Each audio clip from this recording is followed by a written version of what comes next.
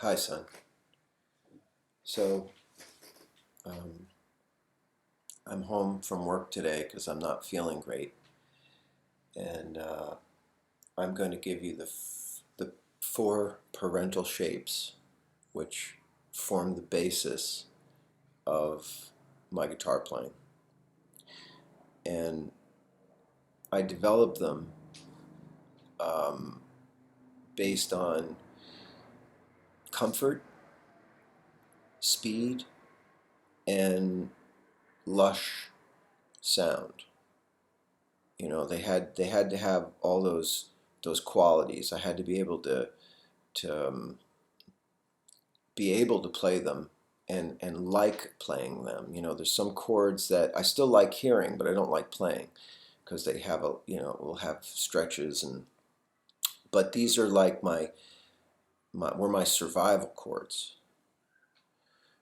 And just as we trained also in martial arts, we definitely were all about taking what worked and discarding, you know, what doesn't work, and developing a personal style through that process.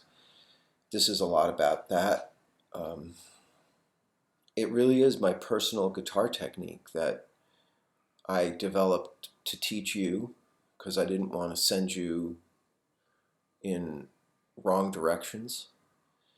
And also because I was in playing situations that I really had to step up and survive. And and it was really over a matter of weeks that I started asking myself some critical questions. Uh, what what do the other people what are the other people doing? Oftentimes the other players will have the melody. Who have the melody will have the thirds, and they'll have major chord components in their melodies, and the bass has the root and the fifth often. Uh, what does the music need to make it sound special, really special? And I'm reminded of this little anecdote that I read of Charlie Parker, also a junkie, who said to a guitar player, I think it was, it doesn't matter right now. It's not, that's not what's important. But the guitar player was playing some chords, and then he went up the neck, and there was a melodic line through his chords, and Charlie Parker said that's what you got to do, man, and something to the effect of "That's the shit," and but I think it was Barney Kessel. But it stuck in my head as like Charlie Parker knew what the guitar needed to do, which was to have a linear line through it, up and down, like a piano would have, and to play those lines and find them. And so voice leading through chords is essentially what that is. But for me, chords were also disconnected. There was this G chord and that G chord, and I wanted to have, for my brain, one chord for each area, either one minor chord, one dominant chord, and one major chord. That's sort of an idea from Joe Pass, who had just like family types of chords, and this is similar to that.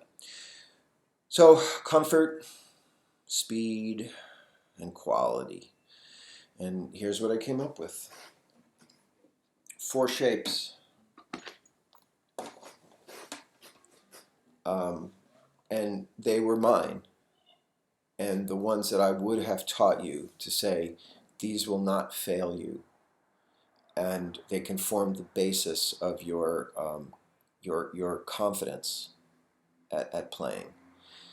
Uh, okay, so the first chord, which I just call 1, and let me say we're in key of C, and so I started with key of C, so it's the dominant chord, so a G dominant chord, unaltered, and I needed it in 4 positions, right? That's fair, on the inner voicings, which we often neglect. So this guy was number 1.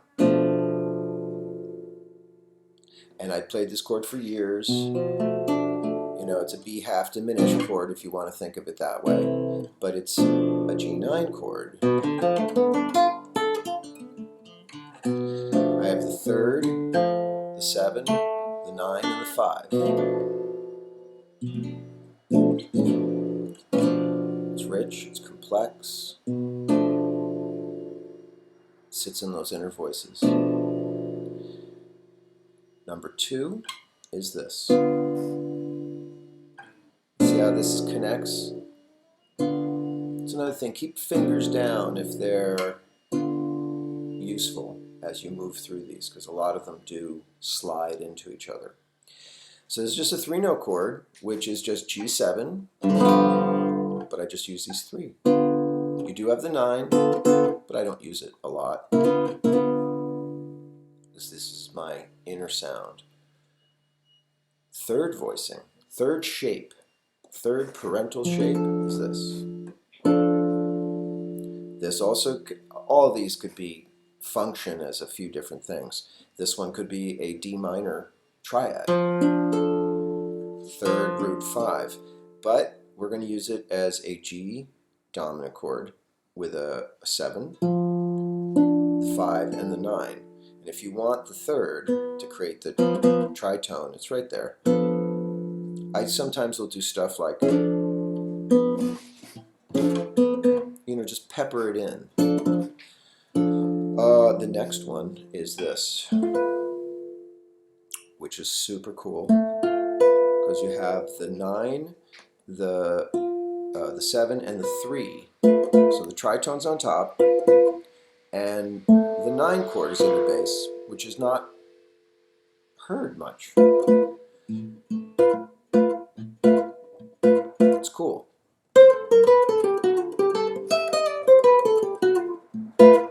It's very functional. And the full chords are all here. There's ways to get more out of these chords, but I just wanted to keep them simple and sort of transparent, where you could actually almost look through these chords with your ears.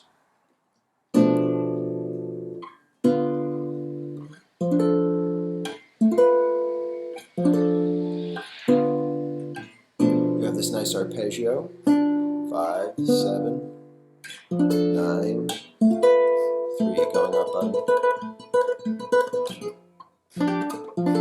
excuse me. Okay, those are the 4 apparent shapes. And what you do is just play them until you can do this.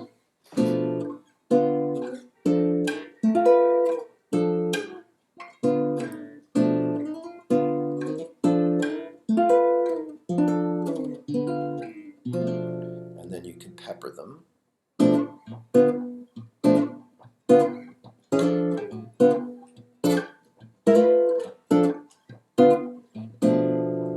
Okay, so they're comping chords. And they're also going to serve as the basis for my...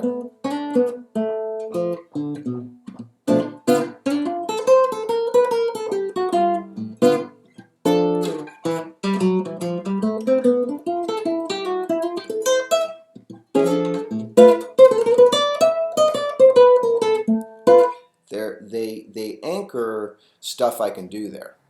So, in many situations where I was like pooping my pants going, what am I going to play?